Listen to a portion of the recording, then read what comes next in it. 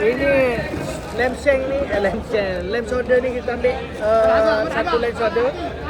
Lepas tu ikan sekor. Lamb shoulder mandi. Macam mana? Tadi kita makan apa tadi? Tadi kita makan sate unta. Lembut gila.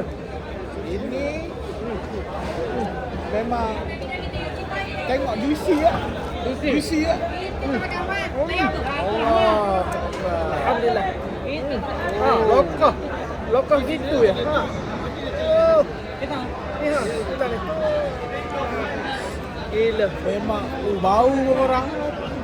Memang padu. Alhamdulillah. Jadi jangan tunggu lama-lama. Jom. Follow kita.